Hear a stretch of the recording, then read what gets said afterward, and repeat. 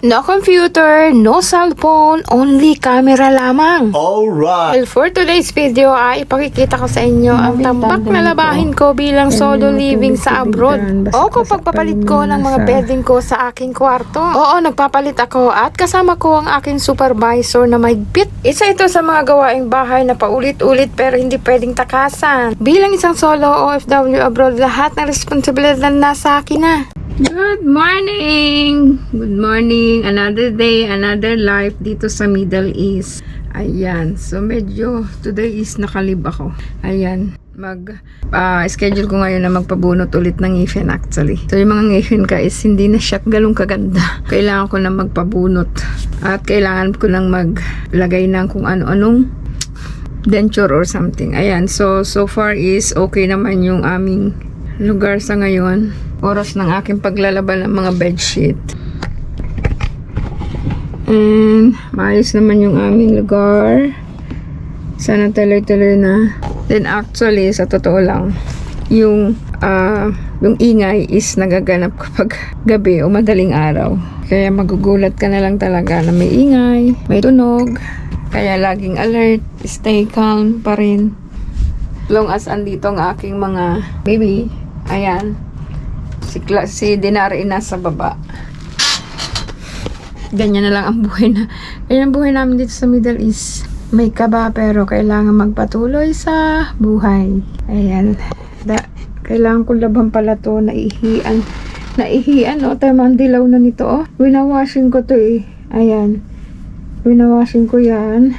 Mamaya washing ko yan kasi naihian ng aking si Sophie, yung panganay kong pusa.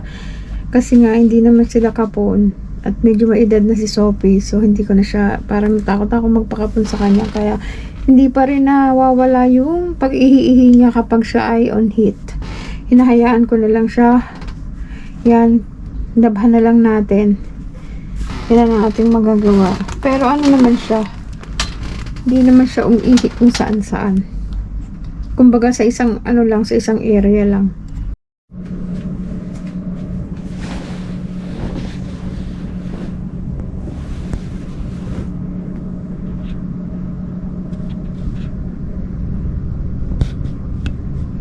Ito na yung oras ng paglalaba ko ng mga bedsheet ko at saka ng punda. So, this time, kasi every month or every 2 or 3 weeks talaga ako naglalaba ng kumot at saka ng punda. So, dito na pumapasok itong si drying ball, si laundry ball, mga love, na talagang hindi mawawala sa aking paglalaba. Kahit normal na paglalaba, lagi ko talaga tong sinasama. Ano nga ba? Bakit ko nga ba ito laging sinasama o laging ito ginagamit ko? Bukod syempre sa mga sabon.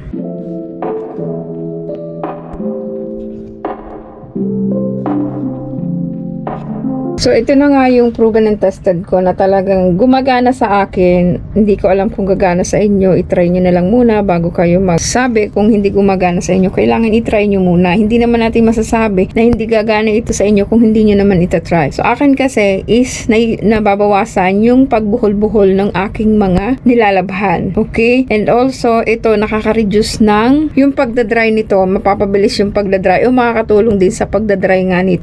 Ball nito yung ating mga labahan. And also, nakaka-remove din siya ng mga, kumbaga ng mga o ng buhok sa ating mga nilalabhan. So, ito talaga yung hindi ko malilimutang ilagay sa aking labahan o sa washing machine. Itong drying balls.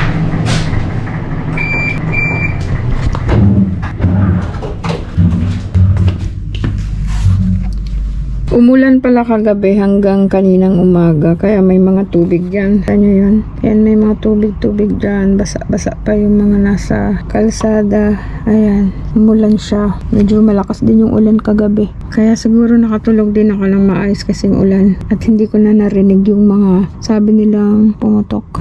Ayan. Ayan oh. May tubig pa. And ganito clear yung ating sky.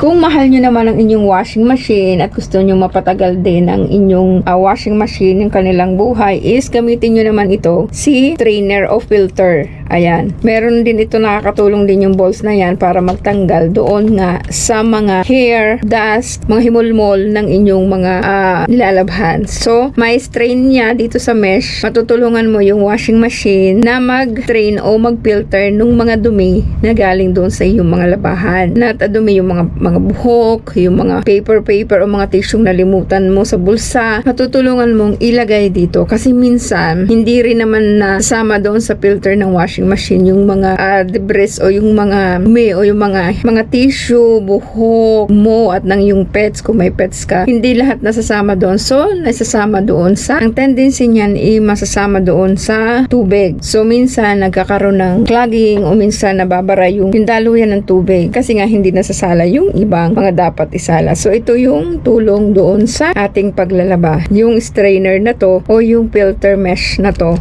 sa inyong labahan.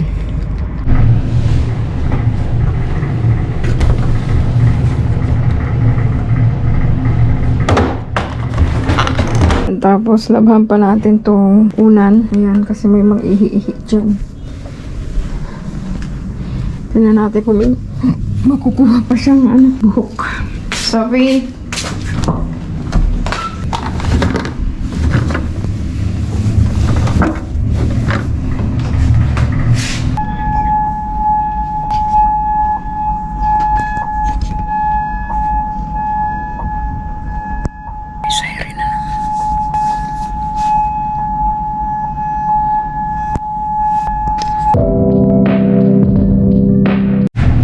Grabe yung tandem nito, oh.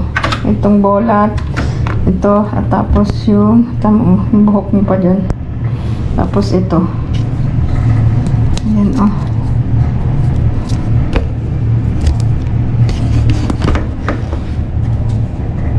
Kitang-kita yung makuha.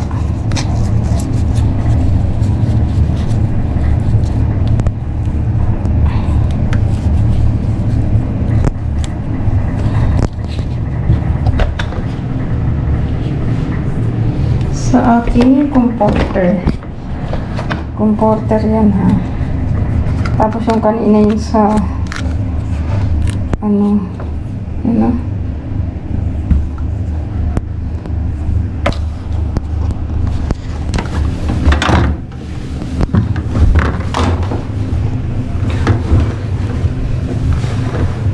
Grabe, fresh.